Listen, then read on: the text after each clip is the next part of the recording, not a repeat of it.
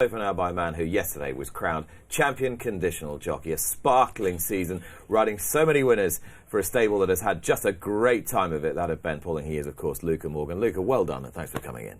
Thank you, good to be here, and like I said, a great season for Ben, and really good to be a part of it. The man on your right was sort of clapping away when I was giving the introduction.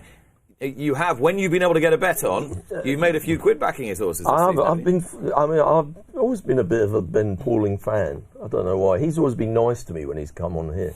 But yeah, they've had an amazing year, haven't they? Really, and you know, mostly thanks to Luca, of course. Nothing to do with Ben. We'll talk about the yard a little bit first, Luca. What's been the secret, do you think, behind the success of the stable this season, particularly? Well, you say we'll come to the yard in a minute, but it probably is just that. Like you saw when Ben first started training, he was training a lot of good horses straight away, and Grade 1 winners, festival winners, and as he got more horses, he probably didn't have the yard to train that many horses, and they weren't running as well as they should have been for a couple of years. And as they moved into the new yard, it's it's got back to where it should have been, and it's really good to see. Is it a completely different setup? Is it taking it to another level? Yeah, like this yard is purpose built to train racehorses. Mm-hmm. There's a lot of trainers that every trainer is training on a farm that they've put stables on, if that makes sense. This is, the horses are so healthy because everything is designed around the health of the horses and keeping them as fit as possible. And your own trajectory has been a pretty impressive one. When you began this season, what expectations did you have? My expectations weren't very high, if I'm honest. Not of myself or of the yard or anything like that, but I'm one of the heavier lads and everything, so being champion conditional wasn't something that I ever thought would come my way, because there was always some horse I couldn't ride, and I was never having a lot of rides because of it. Mm-hmm. But because Ben's had such a good time of it and so many winners, I've almost got away with it, if that makes sense, and it's balanced it out great for me. But no, like you said, the season started really great. I thought I was just having a good summer, and thank God it kept going all winter, which was really good. So it's almost come on you by surprise. I mean, most conditionals who win the championship, they've been drilled from the outset.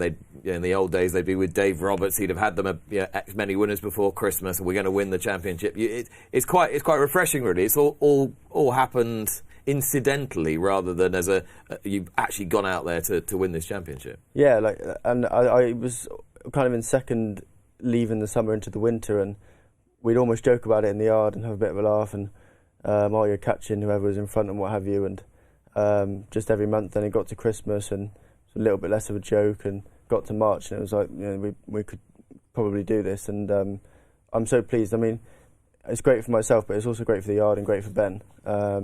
Just so pleased that his faith in me has kind of been repaid in a way.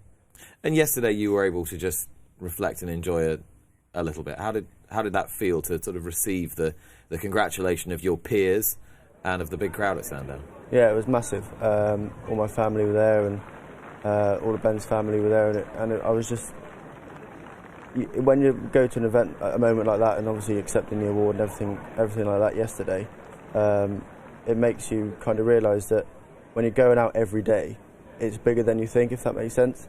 Like there was no day where I thought, right, if I don't win today, then I've got no chance. I was always going racing just enjoying it, and every single day counts up to the big day in the end.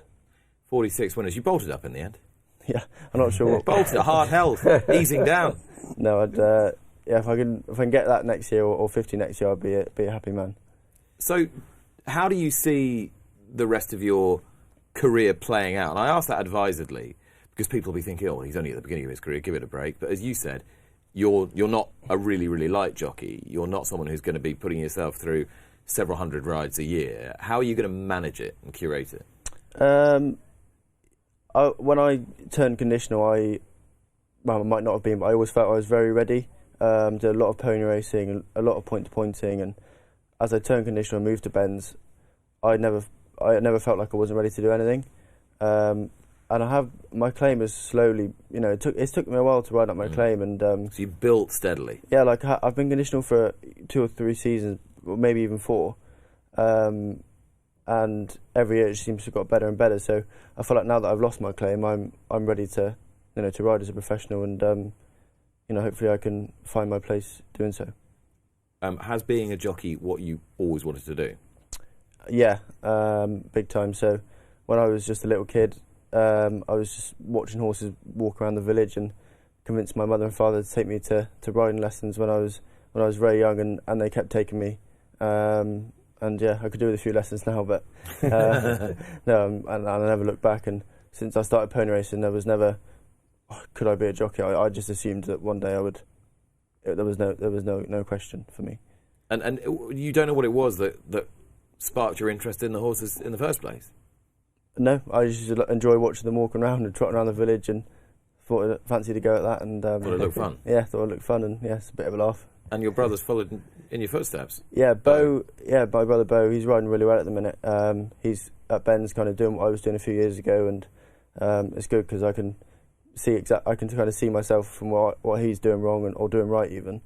But he started riding a lot later than me. Didn't really start riding until he was 14, and it came quite quickly to him. When he was younger and I was riding, he used to take the mick the whole time about how I was a bit of a ponce and all this. But now he's loving it and he's doing really well. So yeah, it's good. And he's very proud of you. Yeah. Judging by his tweet last night, which was lovely. Yeah, That's one for you to screen grab and make sure you keep for those moments when Yeah, no, we get on really well, me and Bo, and we're really supportive of each other. We're very competitive at the same time, but yeah, I'm sure I'll keep that tweet for a rainy day. In terms of the horses you've ridden this season, which ones excited you the most? Shake 'em Up Harry is a very good horse. Everything seems to go right on the day, and for some reason we haven't quite cracked it yet to land a big one with him. I still don't know the answer to how we're going to land the big one with him, but still don't know what trip he wants. Yeah, I don't think he does either. So I'm sure we'll have fun finding out anyway. And just riding him, he just feels like does everything so easy. And yeah, it'd be very satisfying if he could just win a big one. Okay, well, you won your own big one yesterday, Conditional Champion of 2022-2023. These were the other. Watch live racing now on racingtv.com.